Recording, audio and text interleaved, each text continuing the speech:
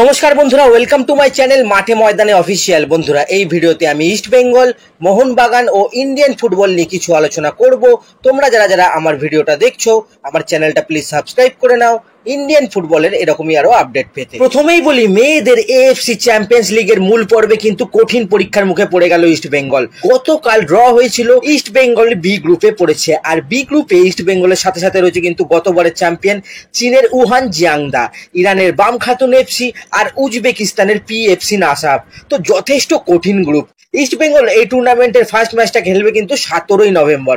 First ম্যাচে east বেঙ্গলের প্রতিপক্ষ বাম খাতুন, আর সেকেন্ড ম্যাচটা ইস্ট বেঙ্গলের কিন্তু সব থেকে টাফ ম্যাচ, কারণ মেয়েদের এএফসি চ্যাম্পিয়ন চীনের উহান জিয়াংদা কিন্তু প্রতিপক্ষ।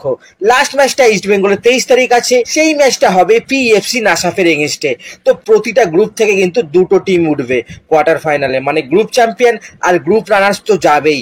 তার সাথে সাথে সমস্ত গ্রুপ মিলিয়ে কিন্তু সেরা দুটো তৃতীয় স্থানে শেষ করা দলও কিন্তু কোয়ার্টার ফাইনালে চান্স পাবে। এই হচ্ছে ব্যাপার। এরপর যদি আমরা একটু বাইচুং ভুটিয়ার কথা বলি, তো বর্তমানে এআইএফএফ এ যদি নির্বাচন হয়, তো মোটামুটি 3জন প্রার্থী আমরা জানি যে ভোটে লড়বে। একজন কল্যাণ চৌবে, 2 প্রফুল প্যাটেল আর 3 বাইচুং ভুটিয়া। বাকি সেরকম কোনো নাম কিন্তু আমরা শুনিনি। কিন্তু কালকে বাইচুং ভুটিয়া নিজে জানিয়েছে যে সে এআইএফএফ নির্বাচনে লড়বেই না, ভোটে দাঁড়াবেই না। এটা সে কালকে কিন্তু জানিয়েছে।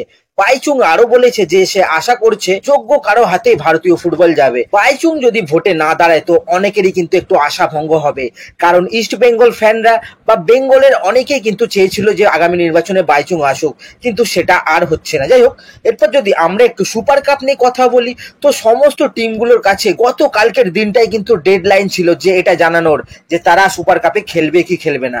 সেখান থেকে যেটা জানা যাচ্ছে, ইস্ট বেঙ্গল, মোহনবাগান, ব্যাঙ্গালোর, গোয়া, মুম্বাই এরা জানিয়ে দিয়েছে তারা সুপার কাপে খেলবে। আই লিগের টিমের মধ্যে কিন্তু ইন্টারকাশি জানিয়ে দিয়েছে তারা সুপার কাপে খেলবে। এছাড়া বেশ কিছু টিম কিন্তু এখনো হ্যাঁ বলেনি, তারা শর্ত সাপেক্ষে কিন্তু সুপার কাপে খেলতে রাজি হবে। মানে বেশ কিছু টিম কিন্তু এআইএফএফ এর কাছে কিছু শর্ত রেখেছে, যদি সেই শর্তগুলো এআইএফএফ মেনে নেয় তবেই তারা সুপার কাপে খেলবে। এই হচ্ছে ব্যাপার, দেখা যাক এখন শেষ পর্যন্ত কি হয়। এছাড়া আইএসএল শুরু হওয়া নিয়েও কিন্তু একটা সম্ভাব্য সময় শোনা যাচ্ছে যে জানুয়ারি মাস থেকে হয়তো আইএসএল শুরু হতে পারে।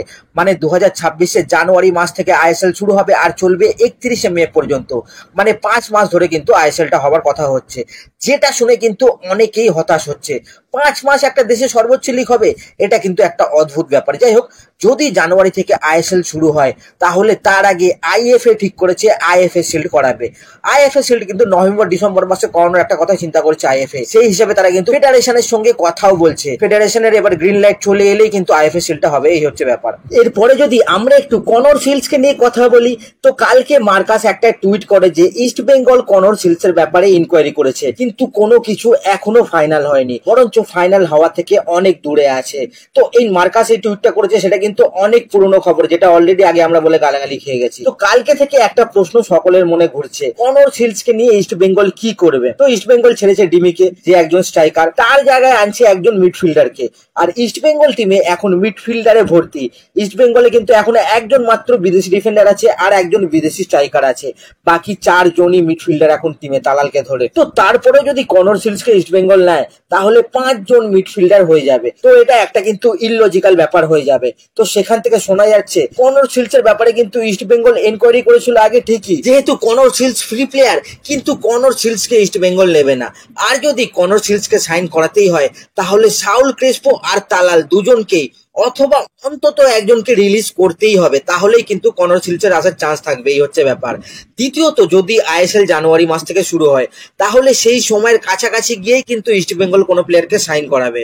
তো কনর সিলসে ইস্ট বেঙ্গল আসার চান্স কিন্তু অনেক কম, অনেক যদি কিন্তুর ওপর নির্ভর করছে। এই হচ্ছে ব্যাপার, কারণ একজন বিদেশি স্ট্রাইকার ইস্ট বেঙ্গল সাইন করাবেই। এরপরে বলি, ইস্ট বেঙ্গল তাদের ইউথ টিমের জন্য একজন ন্যাশনাল টিমের প্লেয়ারকে সাইন করেছে। সেই প্লেয়ারটা কিন্তু মিনার্ভা একাডেমির প্রোডাক্ট নাগারিয়াম্বাম অভিজিৎ, তাকে কিন্তু ইস্ট বেঙ্গল সাইন করেছে। এই প্লেয়ারটা কিন্তু আন্ডার 16 সাব চ্যাম্পিয়নও হয়েছে। তো ট্যালেন্টেড এই প্লেয়ারটাকে সাইন করা হলো ইস্ট বেঙ্গল। অভিজিৎ কিন্তু একজন ডিফেন্ডার, ডিফেন্সে খেলে। তো আজকের ভিডিওতে এতটুকুই, দেখা হচ্ছে আবার পরের ভিডিওতে। নমস্কার।